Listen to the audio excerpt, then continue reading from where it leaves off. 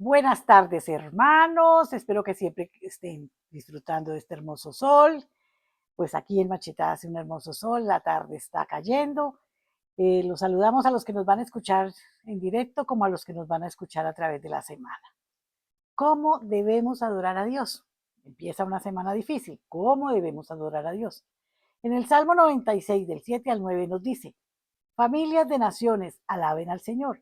Den la gloria y el poder al Señor. Alaben el nombre del Señor.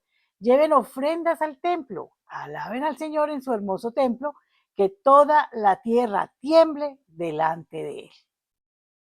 A través de los siglos y en todas partes del mundo, el ser humano ha manifestado siempre un deseo innato de adorar a alguien o a algo. Civilizaciones antiguas rindieron culto al sol, a la luna y a otros cuerpos celestiales. Hay tribus de remotas regiones que adoran el agua, el fuego o el viento o cualquier otro elemento de la naturaleza. Millones de personas adoran imágenes o ídolos fabricados de madera, piedra u otro material. Hasta existen sectas que adoran al diablo. ¿Puedes creer esto? Terrible, ¿verdad? ¿Y qué nos dice la Biblia acerca de la adoración? Hace muchos siglos, cuando Dios, por medio de Moisés, dio al pueblo de Israel los 10 mandamientos, les expresó con suma claridad su sentir en relación a adorar algo o a alguien que no fuese él mismo. Les dijo: no tendrás dioses ajenos delante de mí.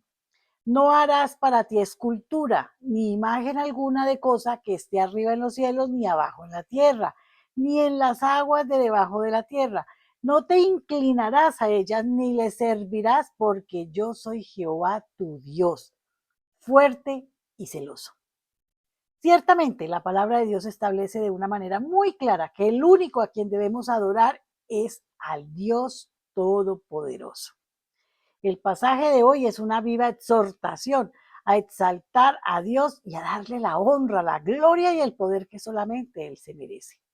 El salmista invita al pueblo a adorar a Jehová en la hermosura de su santidad y finalmente les dice: temed delante de Él toda la tierra.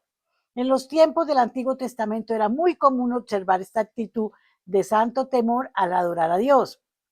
Por ejemplo, cuando Dios se presentó ante Abraham para hablarle cerca de sus planes en relación al pueblo de Israel, Abraham se postró sobre su rostro. De igual manera, cuando el Señor se le apareció a Moisés en medio de la zarza ardiendo, dice la Biblia: Moisés cubrió su rostro porque tuvo miedo de mirarlo a los ojos. Por varios siglos los judíos adoraban a Dios en el tabernáculo. Este tenía dos habitaciones. Recuerdan que la iglesia lo hicimos muchas veces. En una tenía, en la interior se llamaba el lugar santo y una posterior llamada el lugar santísimo. En el lugar santísimo habitaba Dios. Ambas habitaciones estaban separadas por un velo. Todos los sacerdotes podían servir en el lugar santo, pero solo el sumo sacerdote podía entrar al lugar santísimo una vez al año. El día de la expiación, llevando la sangre del chivo expiatorio para la remisión de los pecados de los israelitas, cuando Jesús murió en la cruz del Calvario, el velo se rasgó en dos, de arriba a abajo, eliminando la separación entre el lugar santo y el lugar santísimo. Aquel sacrificio nos dio acceso directo al Padre y podemos adorarle de una forma íntima y personal. Hebreos nos dice: acerquémonos pues confiadamente al trono de la gracia, Y Santiago nos enseña: acercaos a Dios, en Él se acercará y Él se acercará a vosotros. Mientras más nos acercamos al Señor, más cerca Él a nosotros y mayor será en nosotros el deseo de adorarle en la hermosura de su santidad. Hay que acercarse, entre más se acerca uno, más se quiere. Adorar a Dios no quiere decir que tenemos que estar postrados todo el día. Le adoramos cuando tratamos de agradarle de todo corazón y en todo lo que hagamos, y le demostremos nuestro amor en cada una de nuestras acciones. Así le adoramos en espíritu y en verdad. Esta es la verdadera adoración. Vamos a orar. Padre Celestial, Gracias por capacitarme para adorarte en espíritu y en verdad, Señor. Gracias por mi deseo de amarte y agradarte por sobre todas las cosas, Señor. Esto te lo pido por Jesucristo nuestro Señor. Amén, amén y amén. Como siempre, los dejo en compañía de nuestro amadísimo Pastor John Jairo. Amén. Amén. Muy buenas tardes a todos. Espero que estén recibiendo, gozando más que todo de las promesas de nuestro Dios, que son grandes, poderosas, son misericordiosas, son llenas de su amor, son para nosotros. Son para nosotros. Entonces, ¿qué estamos haciendo con la palabra de Dios? ¿Cómo la estamos aprovechando? ¿Cómo estamos aprovechando estos momentos en donde nos sentamos, cualquiera sea el sitio que usted escoja para escuchar esta palabra? ¿Para qué la escuchamos? ¿Cómo la guardamos? Porque el Señor dice, escucha atentamente a mi voz, guárdala, procede conforme a ella y habrá unas consecuencias positivísimas. Vienen todas las bendiciones, dice el Señor. Nos van a alcanzar, no tenemos que estar detrás de ellas sufriendo, tratando de lograrlas. No, nos van a alcanzar, el Señor dice. Entonces a veces nos sorprendemos y a veces ni nos damos cuenta, como es que el Señor nos dice, porque damos por descontado de que somos nosotros el producto de esas bendiciones.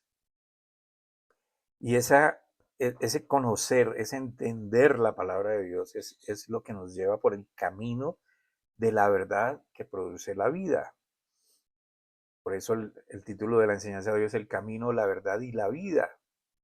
Y más adelante vamos a entender por qué Jesús se denominó a sí mismo, yo soy el camino, la verdad y la vida. Recuerda que no está hablando cualquier personaje, está hablando Dios hecho hombre. Amén.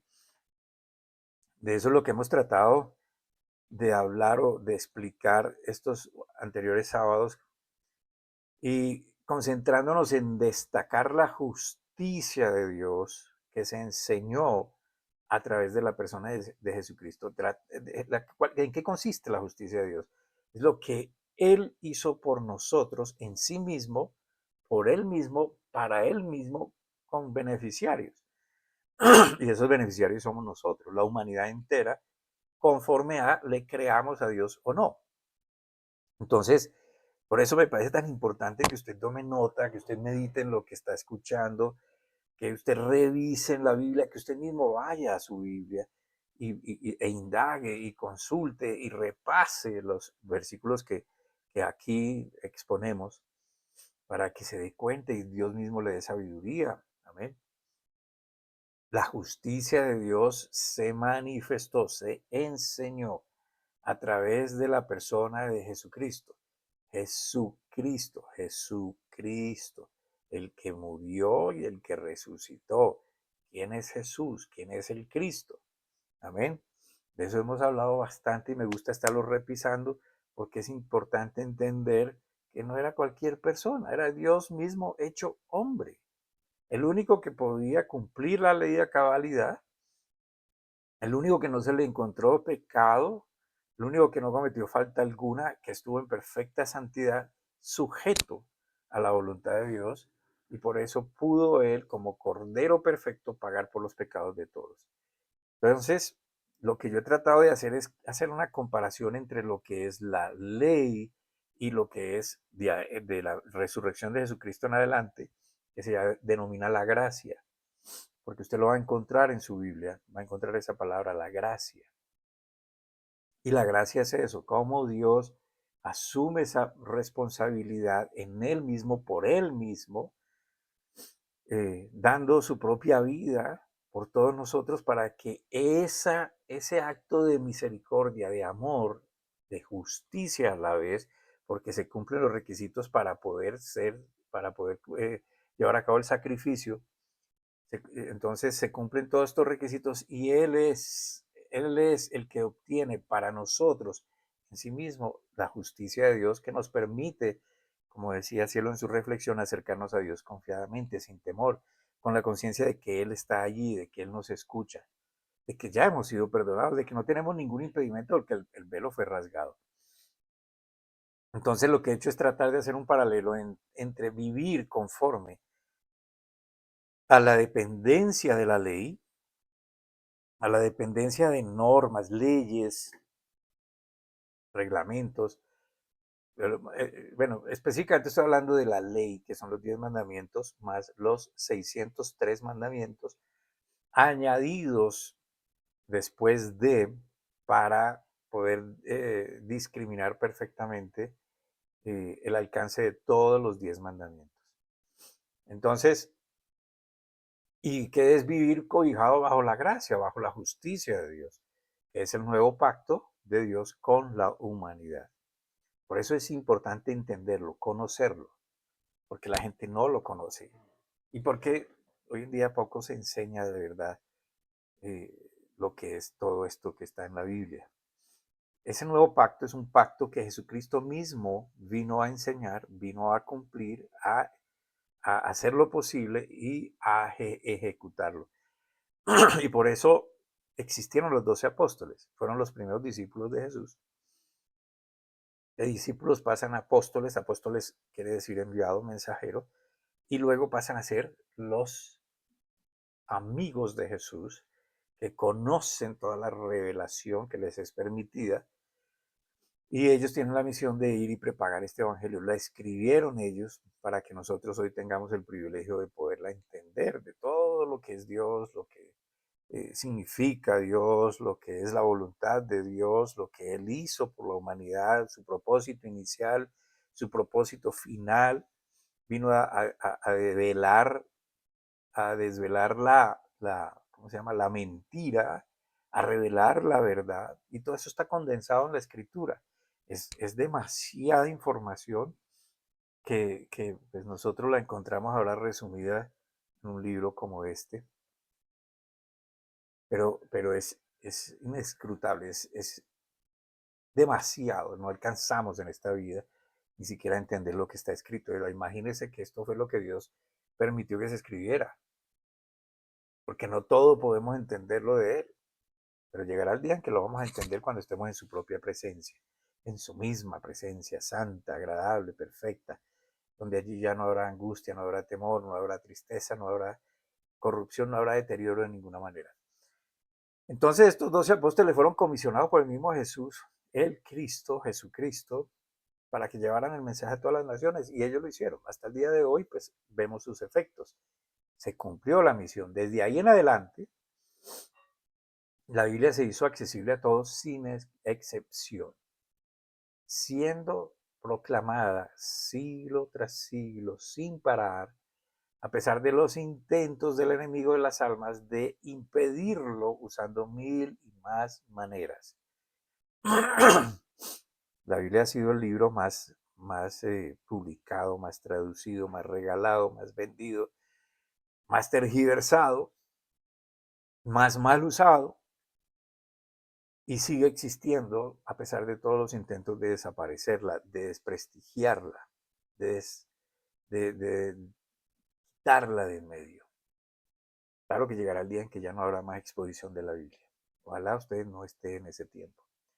Entonces la justicia de Dios es que todos tengamos vida eterna, pero una vida eterna no bajo el dominio del pecado, sino una vida eterna en la libertad del pecado, junto a Él, porque Dios no comulga con el pecado. Entonces seremos despojados de este cuerpo de humillación, porque es un cuerpo que se deteriora, es un cuerpo que se enferma, es un cuerpo que exige, es un cuerpo que se manipula, etc. Seremos quitados de allí y nuestra alma va a entrar en un cuerpo diseñado por Él mismo, un cuerpo similar al de Jesús cuando resucitó y dio evidencia de su existencia. Era un cuerpo sólido, pero tenía unas propiedades que no las conocemos. Eh, y estaremos entonces los que le hemos creído a Dios, no en Dios, sino a Dios, estaremos con Él por siempre, esa es la eternidad. Y allí es donde vamos a gozar de su perfecto amor por siempre, aunque desde ya podríamos hacerlo. Pero la justicia de Dios es esa, es que todos tengamos esa vida que Él quiere para todos, que todos alcancemos ese su amor y su misericordia mediante lo inmerecido, es decir, mediante la justicia que fue aplicada toda en Jesús, la justicia de Dios. La ira de Dios completa cayó sobre la persona de Jesús. Todos los pecados de la humanidad, todas las enfermedades de la humanidad cayeron sobre él. Por eso dice Isaías que no tenía rostro, no tenía forma, porque fue totalmente desfigurado. Y Jesús, voluntariamente, siendo Dios encarnado, asume ese castigo con responsabilidad porque sabía que el éxito en ese sacrificio nos traería a nosotros esa redención. Seríamos cobijados por esa justicia. Jesús, siendo Dios encarnado, cargó la maldición, producto de los pecados de la humanidad en sí mismo, dando su propia vida, como dije, sin mancha, sin pecado, para cumplir con el requerimiento que exigía la ley. Se necesitaba derramamiento de sangre. Y esto se manifiesta desde el principio mismo. En Génesis, que también lo he dicho varias veces, recuerden, cuando Adán y Eva pecaron, fueron expulsados, pero no salieron desnudos. Dios los recubrió de pieles. Entonces, ¿de dónde salieron esas pieles? Ahí estaba el primer sacrificio. El inocente paga por el pecador. Fueron cubiertos con esas pieles de un animalito. ¿Quién los sacrificó? Jesús mismo. Y Él los redime y por eso no mueren inmediatamente. Son simplemente expulsados de la presencia de Dios. Entonces, todo aquel que entienda lo que Jesús hizo en la cruz, que lo crea, porque escuche, esto no es un ritual, esto no es un parecer, esto no es una emoción manifiesta, esto es un entendimiento de lo que me explica la Biblia. Es creer en eso que estoy entendiendo, porque creo que Dios lo hizo, lo acepto, tengo la capacidad, la humildad de recibir esto, Dios todo lo puede, entender lo que Él mismo hizo en la cruz, que lo cree y lo reciba en su corazón para vivir conforme a esa justicia, la justicia que Él quiere. Es decir, ella me libera de la condenación del pecado. ¿Saben? La justicia que otro pagó, que otro obtuvo para mí, me cobija. Le parezca o no le parezca, justo o injusto, eso es lo que Dios hizo. Entonces, el que crea esto y reciba esto con un corazón inclinado a Dios, aprendiendo a cómo vivir bajo esa justicia, entonces pasa a ser hijo de Dios, como lo declara la Escritura, a recibir las consecuencias de la paternidad total de Dios, el creador de todas las cosas, el que todo lo sabe, el que todo lo puede, el que todo lo ve, la fuente misma de todas las cosas. ¿Qué otra cosa mejor puede experimentar una persona en su vida? O querer o anhelar que esto. Que Dios mueva el corazón de todos hacia esto y ojalá que no nos quedemos, si ya entendimos, no nos quedemos con esto guardado, sino que lo llevemos a otros. Busquemos la manera, Dios la proporciona, solamente pídale, dígale, Señor, quiero hacerlo, quiero transmitirlo. Y el Señor lo va a hacer. ¿Cómo? Él verá cómo lo va a hacer. Usted dispóngase. Eso fue lo que yo hice dentro de todavía mi gran ignorancia, no tenía ni idea. Y un día le dije, Señor, si tú eres real y es lo que yo estoy viviendo en este momento, yo le quiero decir a la gente que tú eres verdadero. Ahora, yo dije esto en un momento de certidumbre de que Dios estaba ahí conmigo. Tal vez el momento más oscuro de mi vida. Y Dios me hizo sentir su presencia. Yo solo dije esto. Y desde ahí han pasado 33, no sé cuántos años, donde Él me ha ido capacitando y sigo haciéndolo hasta el día de hoy, lo seguiré haciendo seguramente hasta cuando ya no pueda más. Porque yo creo que la profundidad de la respuesta a esa pregunta que le acabo de hacer, de lo que qué mejor puede experimentar una persona o anhelar una persona en su vida, cuando usted quiere responder eso y usted se da cuenta de que lo que usted necesita es eso, Dios en su vida, pero un Dios real, un Dios de experiencia, no un Dios de oídas, es lo que todos deberíamos buscar. Porque es ahí donde nosotros podemos encontrar lo que tanto anhelamos, una paz y una seguridad que nada ni nadie, escuche bien, nada ni nadie ni el hombre más poderoso del mundo le puede otorgar, le puede garantizar. En cambio, Dios mismo sí, a través de Jesucristo. Pero a través de él mismo, o sea, porque Jesús es Dios hecho hombre. Entonces la gracia, el amor que Dios da a través de la obra redentora en la cruz y la resurrección es para siempre. Eso va a tener, aunque es para siempre en el término de la fe en el que lo recibe, el que recibe esa gracia es eterna, tendrá un límite para que la gente lo reciba o no. Entonces, solo entendiendo los siguientes versículos que le voy a leer, que los leí la vez pasada, ojalá usted tenga la forma de, solo escriba la referencia y después va a su Biblia y los lee.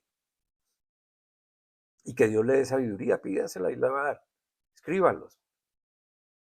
Los que voy a leer, que los he escogido entre muchos que enseñan lo mismo de diferente manera, podemos darnos cuenta por qué la ley se desvanece y la gracia permanece. Toma su lugar y crece y permanece para siempre. La ley, aunque es buena, la Biblia la declara de esa manera y es santa y entendemos eso porque nos reveló el carácter de Dios, porque nos reveló cómo el hombre debería ver a Dios o debe ver a Dios y cómo el hombre debe ver al prójimo. Esos son los 10 mandamientos. Y esa ley solo vino a mostrar la condición del hombre respecto a Dios y a los demás. Y entonces, por medio de la ley nos damos cuenta de que estamos perdidos. Por lo tanto, no salva, pero es buena. Pero esa ley fue tomada como el reglamento de vida y nadie la podía cumplir. El código de vida. Nadie lo podía cumplir. Entonces esa ley empieza a desvanecerse. Y viene la gracia, que es la justicia de Dios, cobijando al que lo cree. La gracia es un favor inmerecido que nosotros recibimos por parte de Dios. ¿Quiénes? Todos.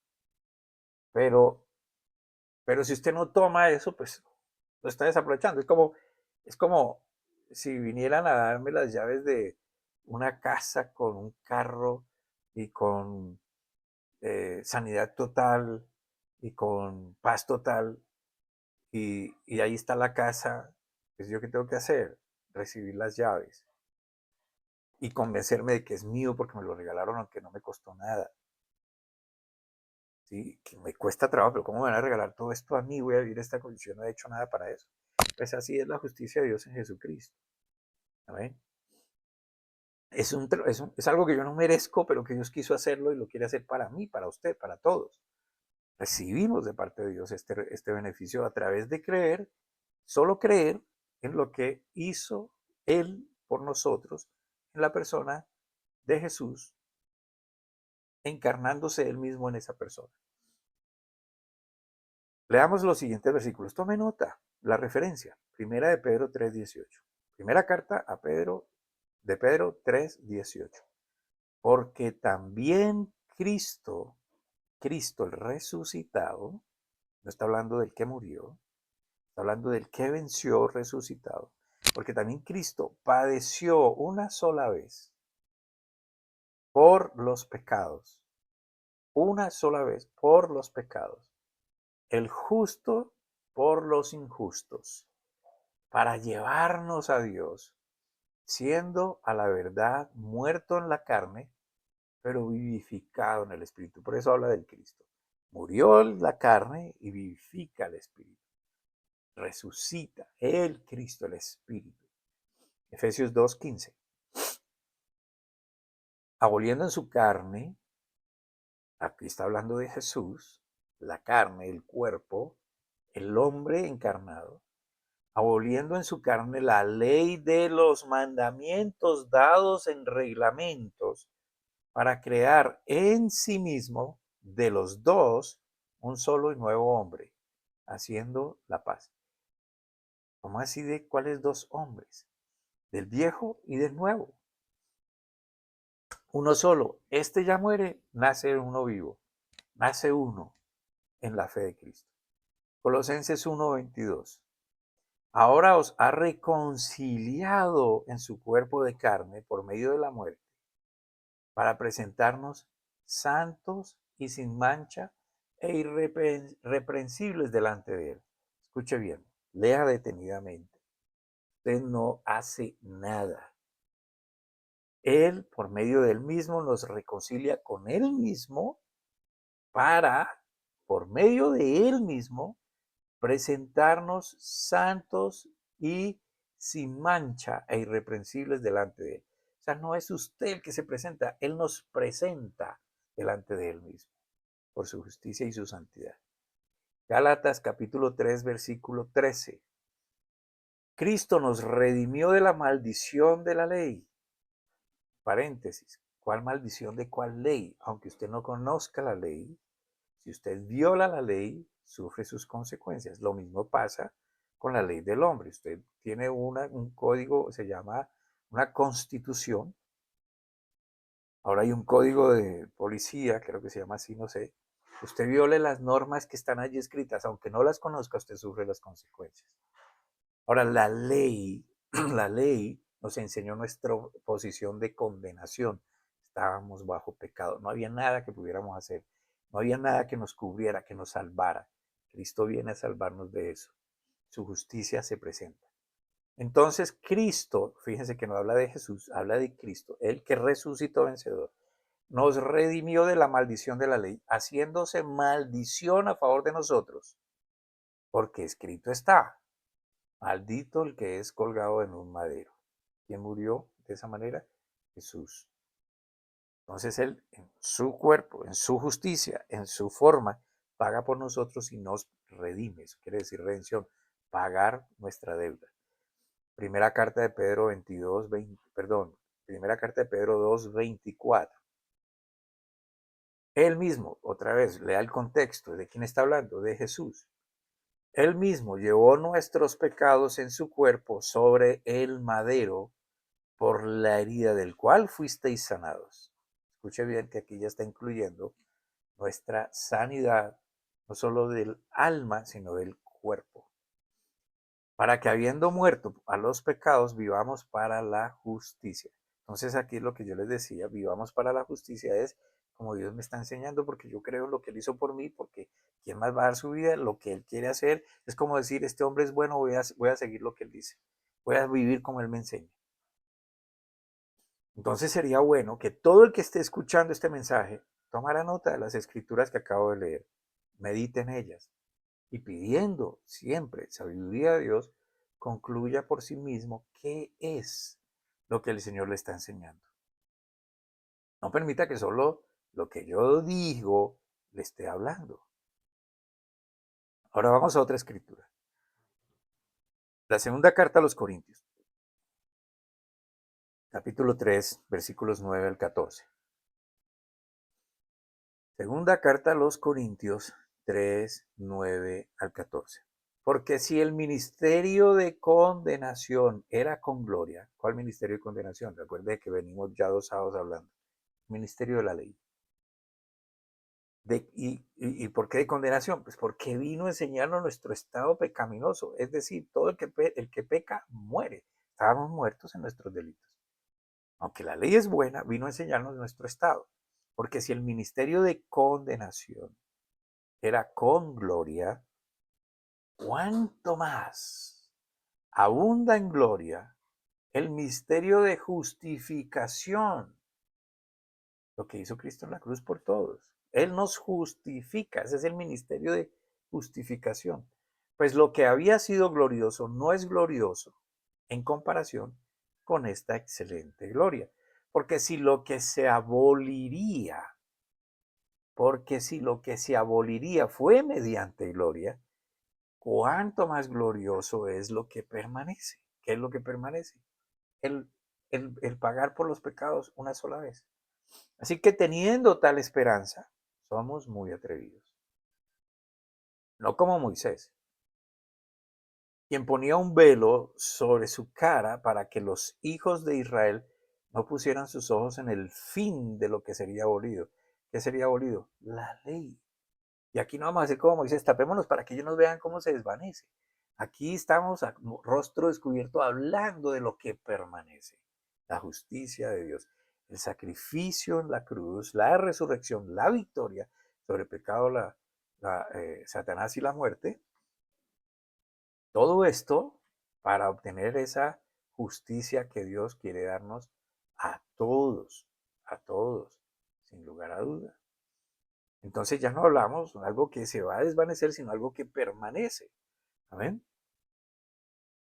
Pero mire esto, sigamos. Versículo 14. Recuerden que estoy en la segunda carta a los Corintios 3:9. Voy a leer el versículo 14. Pero sus mentes, escuche bien lo que pasa aquí.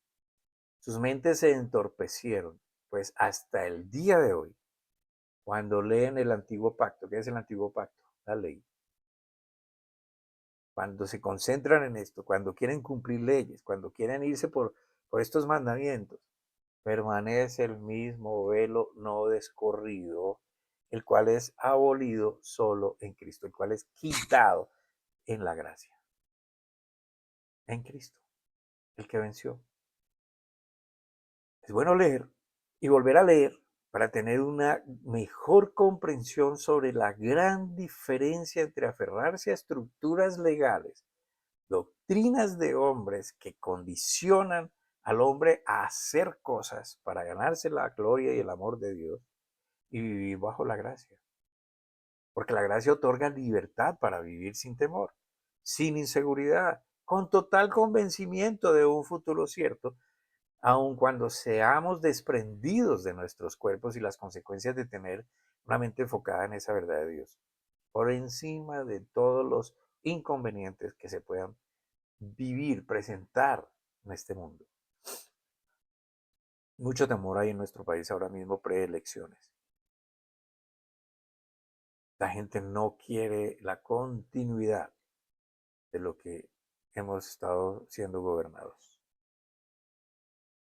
Tampoco tenemos mucha certidumbre del otro lado porque cualquiera de los dos lados se le califica como extremo. Extremo no sé qué, extremo no sé qué. Los dos son extremistas. Los dos grupos. ¿Quién garantiza que va a ser mejor? A mí me gusta traer la escritura, el capítulo 17 de Juan, en el Evangelio de Juan. Jesús dijo, Señor, no oro para que los quites de este mundo, de este sistema, sino para que los apartes de toda maldad. Porque ellos ya no son de este mundo, de este sistema, sino que pertenecen al reino de Dios. Tú eres rey en el reino de Dios. Tú eres el que dicta la constitución en tu reino. Tu constitución, entre muchas otras cosas, y cosas que todavía no entendemos, dice que allí en tu reino tú eres el proveedor, tú eres nuestra justicia, tú eres nuestro defensor, tú eres nuestro médico, tú eres nuestro proveedor, tú eres nuestro padre. ¿En dónde quiero vivir? ¿Bajo qué régimen quiero vivir? Un comentario aparte, ¿no? Ahora, por favor, analicemos la siguiente frase de la porción que leímos allí en la segunda carta de Corintios, capítulo 3, pero vamos al versículo 11.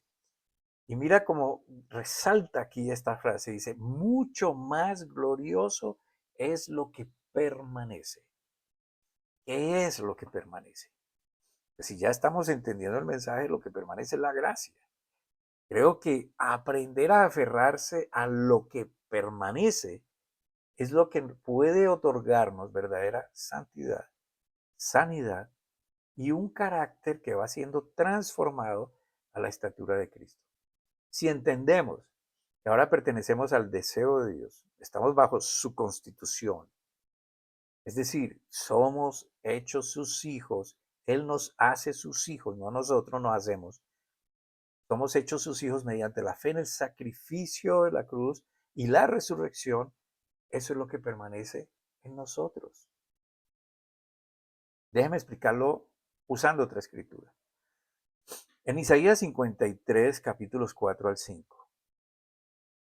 Recuerde que Isaías, profeta de Dios, profeta no podía hablar de su parecer, ni adivinar, ni querer anunciar cosas que la gente quiere oír. El profeta de Dios, el verdadero profeta de Dios, lo que habla se cumple porque no lo habla de su parecer, de su sentir, de su querer, sino que habla convencido de que Dios le está diciendo que hable. Isaías, 700 años antes de que Jesús naciera, dijo allí en el capítulo 53, versículos 4 al 5, y lo dijo como que ya se le mostró habiendo sido hecho. Ciertamente, hablando de el que habría de morir en la cruz, Jesús, ciertamente Él llevó nuestras enfermedades y sufrió nuestros dolores, y nosotros le tuvimos por azotado, por herido de Dios y abatido. Mas Él herido fue por nuestras rebeliones.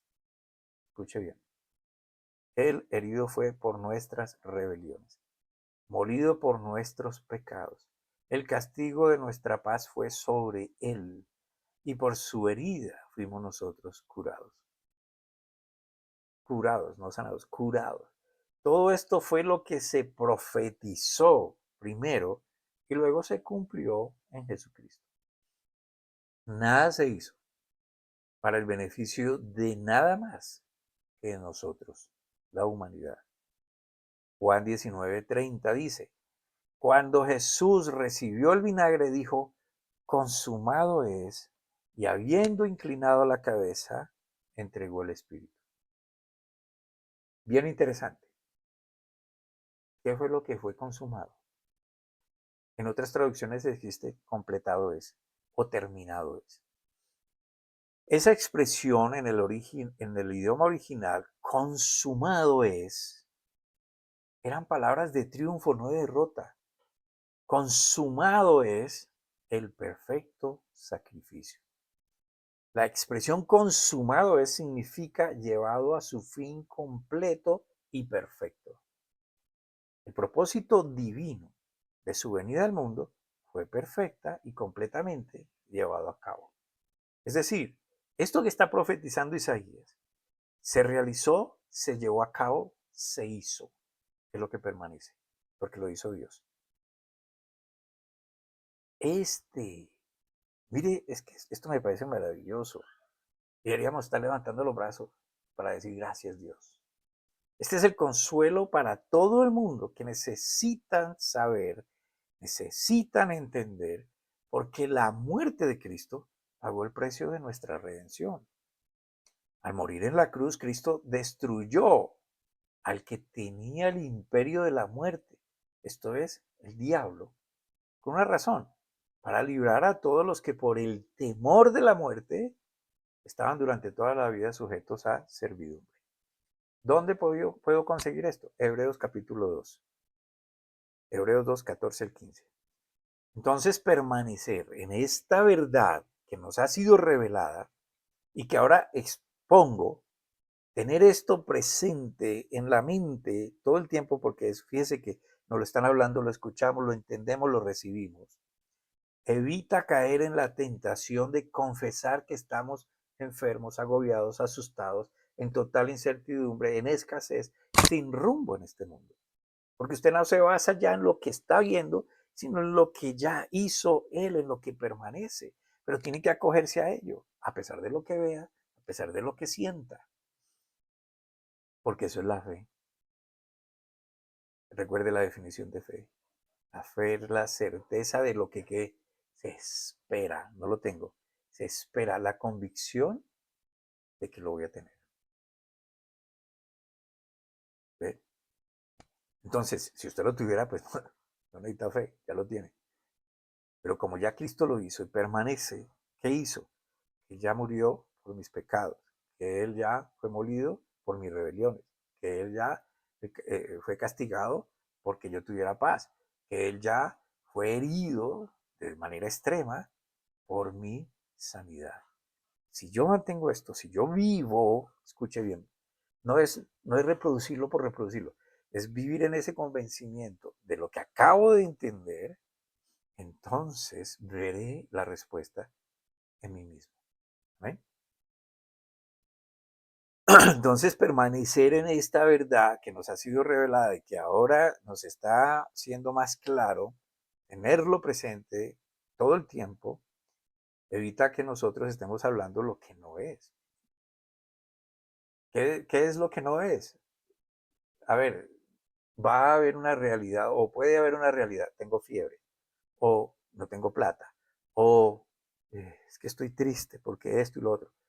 Esa es una realidad natural, natural aquí en la tierra. Pero yo me acojo a la verdad sobrenatural. Con esa verdad que acabamos de leer, yo venzo la verdad natural y me pongo en los términos de Dios. Nos permite entonces aclarar la mente sobre la verdadera adoración a Dios, porque esto es adorar a Dios, y cómo desempeñarnos en esta vida de manera diferente.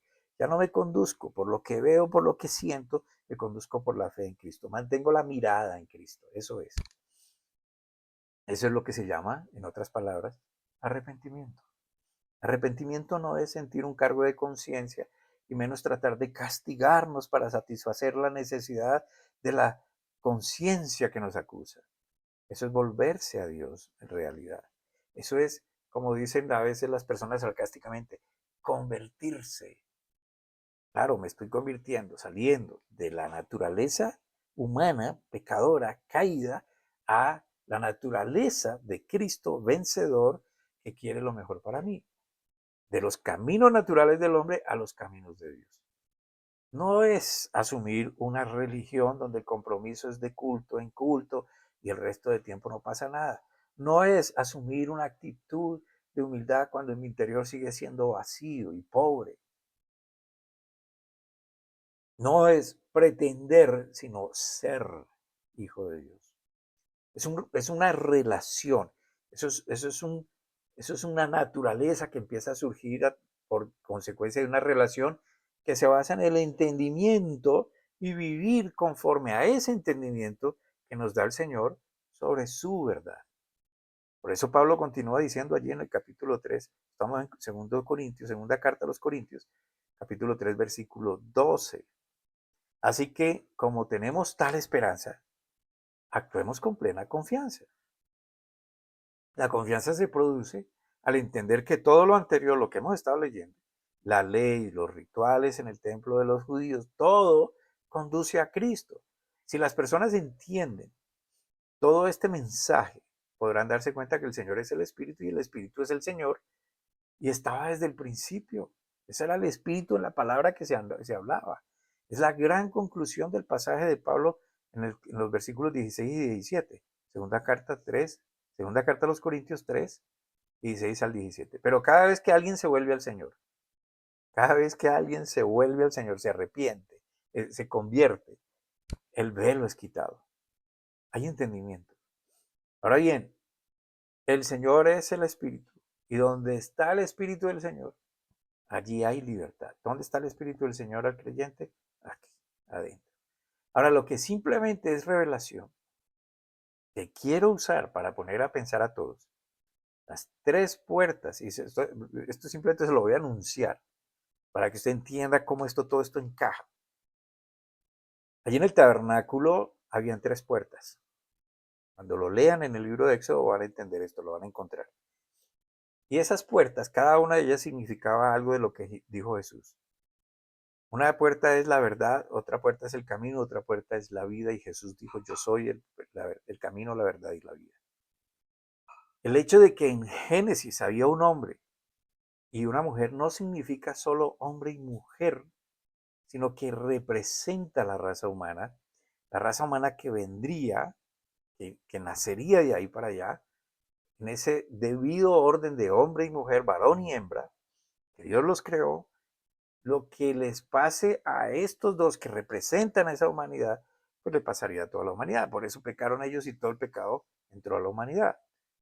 Pero además, escuche bien, no nos quedamos allí, porque por eso Jesús vendrá como el nuevo varón, el novio, a recoger a quién, a su novia, a la prometida, a la que ha santificado a través de su palabra, un nuevo hombre y una nueva mujer. La razón por la que Dios le dijo a Moisés que pusiera una serpiente de bronce en una cruz y la levantara, y todos los que fueran mordidos por una serpiente, todos los que miraran a esa serpiente de bronce levantada por Moisés recibirían sanación. En el Nuevo Testamento Jesús dijo a Nicodemo, Juan 3, 14 al 15, así como Moisés levantó la serpiente en el desierto, así es necesario que el Hijo del Hombre sea levantado, porque para que todo aquel que crea en él tenga vida eterna. Entonces fíjense todo lo que hay en relación atrás con lo que vino a hacer Jesús y con compaginar, concuerda. La sombra de lo que lo que estaba oculto en el Viejo Testamento revelado en el Nuevo Testamento. Ese ritual en el desierto es el espíritu, esa palabra que se dijo y que fue hecha, colocar en una serpiente de bronce en una cruz. Ese mismo espíritu es el que ahora viene a enseñar Jesús en sí mismo. Todo aquel que en él crea tendrá vida eterna, pero la vida eterna compagina, eh, eh, con, conlleva, trae en sí misma todas estas cosas que hemos estado hablando. Es la misma voluntad de Dios que se manifiesta de manera eterna, permanente y que viene con mucho más gloria. Permanecer en la verdad es el camino que lleva a la vida. El camino, la verdad y la vida. Permanecer en lo que nunca parece, nunca perece, ni se desvanece, es la voluntad de Dios para todos. Pero es necesario que alineemos nuestros pensamientos con la revelación que Dios nos permite a través de su palabra. No hay ritual, no hay ley, no hay sacrificio que nadie pueda hacer o completar para agradar a Dios. Solo el sacrificio en la cruz nos conduce por el camino que Dios quiere que nosotros transitemos. Hay que permanecer. Bueno, yo simplemente deseo que usted haya recibido este mensaje. Porque hermano, no fuimos creados para existir meramente en este mundo. Si tenemos espíritu, y la Biblia lo declara, somos espíritu, alma, cuerpo, en ese orden de adentro hacia afuera. El espíritu proviene de Dios y nos fue dado a todos para que todos pudiéramos tener relación con Dios. Pero esto se interrumpió. No fuimos creados para no contener a Dios. La manera de estar con Dios, de permanecer en Dios, de seguir en Dios, es por medio de la fe, creyendo en lo que Él hizo. La Biblia dice que de tal manera amó Dios al mundo que todo aquel que en Él crea no se pierda, para que tenga vida eterna. Porque no vino Jesús a condenar, sino a salvar. Y el que crea en esto tendrá la vida y el que no crea ya fue condenado. Entonces, yo le invito a que usted crea. Simplemente ore y dígale a Dios, gracias, porque acabo de entender, creo que tú diste tu vida por mí en la cruz, que tú eres Dios hecho hombre, que murió en la cruz para el perdón de mis pecados, para que yo permanezca en tu amor y tu gracia, por mi sanidad corporal, mi sanidad mental. Gracias, porque tú moriste en la cruz por mi paz.